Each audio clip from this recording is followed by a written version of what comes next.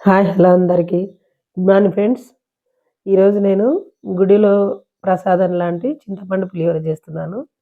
దానికోసం మనకు అన్నం సరిపడా కొంచెం చింతపండు నానేసుకోవాలి.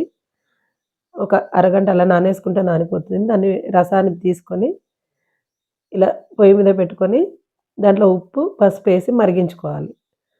కొంచెం చిక్కగా ఉండాలి కన్సిస్టెన్సీ. అలా చిక్కగా వచ్చే వరకు మరిగించుకోవాలి. ఆ మరిగించుకున్న చింతపండు రసాన్ని రైస్ ఉంటుంది గదా! మనం వైట్ రైస్ అది కొంచెం పొడి పొడిగా జేసి పెట్టుకొని, అలాగే ఫ్రెండ్స్ చింతపండు రసంలో ఉప్పు, పసుపే కాకుండా పులిహోర ప్యాకెట్స్ బయట దొరుకుతాయి చింతపండు పులిహోర ప్యాకెట్స్. నేనైతే ఎంటీఆర్ వాడతాను. ఎంటీఆరే ఏశాను.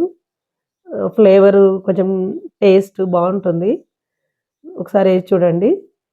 అదేసుకొని ఆ కన్సిస్టెన్సీ మనకు తగిన కన్సిస్టెన్సీ వచ్చాక దింపేసుకొని రైస్‌లో కలిపేసుకోవడమే. అలాగే అది పక్కన పెట్టేసుకొని వేరే గిన్నెలో ఆయిలేసుకొని పోపు కోసం ఆయిల్ వేగెక్కాక శనగపప్పు స్టవ్ కొంచెం సిమ్‌లో పెట్టుకోవాలి. మినపప్పు,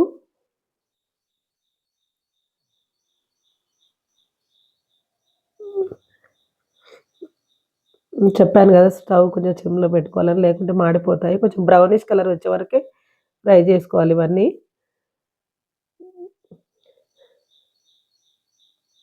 అలా ఒకసారి చూసుకోవాలి. ఫ్రెండ్స్ కామెంట్ జేయండి, లైక్ జేయండి. ఏం చేయట్లేదు మీరు. కొంచెం ప్రోత్సాహం ఇయ్యండి నాకు. జీలకర్ర ఆవాలేసుకోండి ఇప్పుడు. జీలకర్ర ఆవాలేసుకొని తర్వాత పల్లీలేసుకోవాలి. ఇష్టం అంటే ఒక్కొక్కరు ఒక్కొక్కలా యేసుకుంటారు గదా! నా స్టైల్ అయితే ఇది. కామెంట్ జేయండి, లైక్ జేయండి. తప్పులుంటే చెప్పండి. ఇలా పల్లీలు గూడా వేసుకొని వేగాక కాస్త కరివేపాకు గూడా వేసుకోవాలండి. ఎండుమిర్చి, కరివేపాకు, ఉప్పు సరిపోకపోతే ఇప్పుడే టేస్ట్ జూసుకొని యేసుకోవాలండి. రైస్‌లో యేస్తే బాగోదు.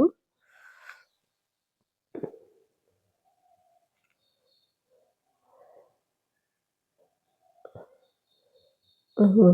కాస్త ఇంగువ గూడా యేసుకోవాలండి. బావుంటుంది. యేసుకొని ఇలా రైస్‌లో యేసుకొని కలిపేసుకోవడమే. బావుంది గదా! చాలా కలర్‌ఫుల్‌గుంది. టేస్ట్ గూడా చాలా బావుంది చూడ్డానికి. Thank you friends. లైక్ జేయండి, షేర్ జేయండి, కామెంట్ జేయండి. నచ్చితే ఒక లైక్ జేయండి.